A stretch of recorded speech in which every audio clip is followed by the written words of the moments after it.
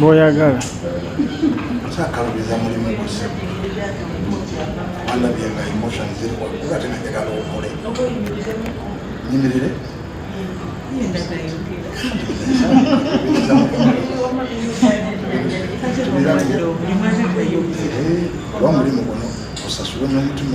Land that he does not belong to him. PW4 nearly fought PW1, my lord. My lord, there was near bloodshed because of the actions of the accused person. My lord, in light of the above submission,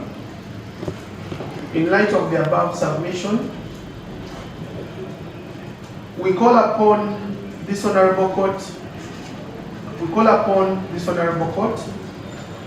to swing into action and punish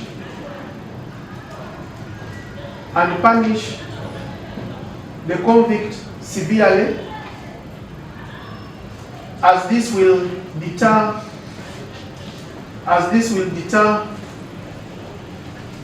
other people who are in this kind of illegal business from committing similar offenses. What do the guidelines say? 289 cases were reported in 2023. My lord, in 2024, the land fraud related cases increased to 397.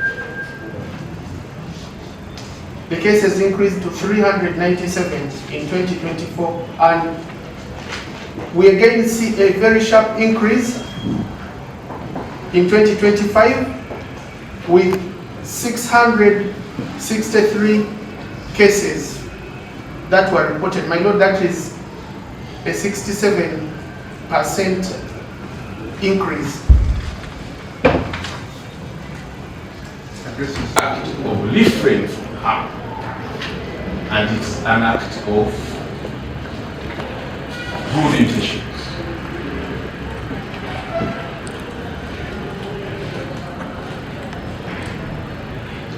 My lord, the accused or convict in this case did not abscond responsibility, but took steps to repair the wrong. Throughout the trial, he was present at conviction.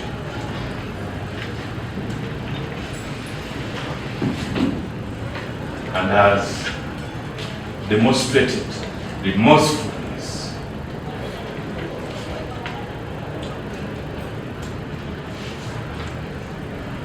My lord, the offense against, the facts of the offense against the convict did not demonstrate a sophisticated,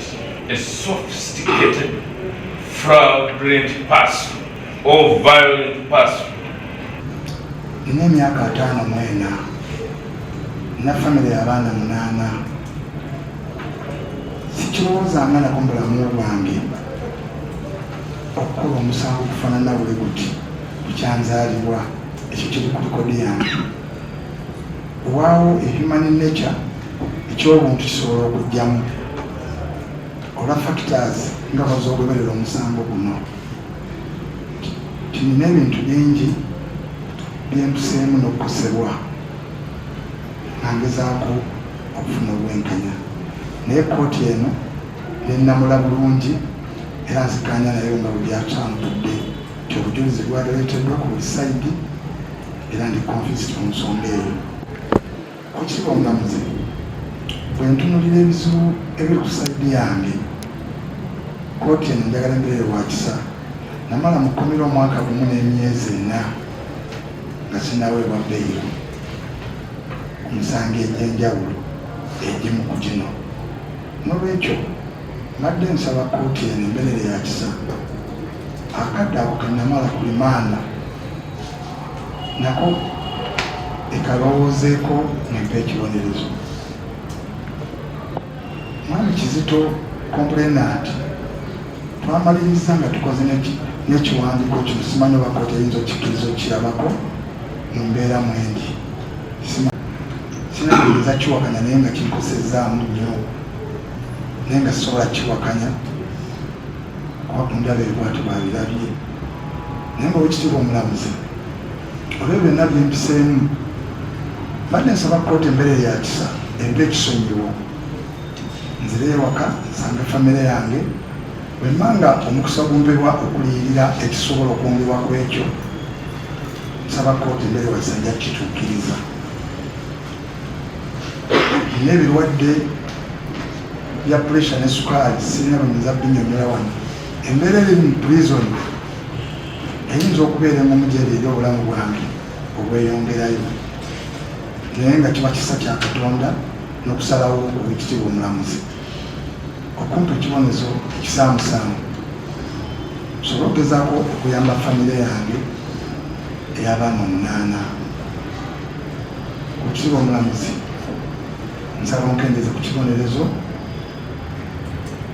okuba nga kutusaba kwa Katonda, kuba sirina kigendererwa kyonna kye nali ngendereddeko kulumya muganda wange Kizito.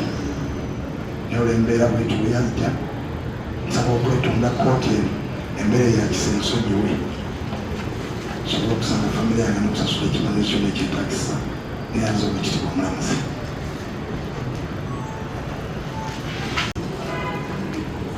Nga nsaba kwetondera kkooti ku ebyo byonna ebiza ebibaawo, naye nga nsaba kkooti eno embeerera ya kisa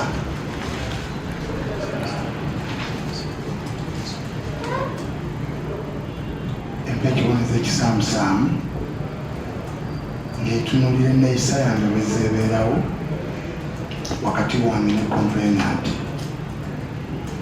Tukoze buli ekisoboka ku lwa famire zombi okumulungula ensonga eno.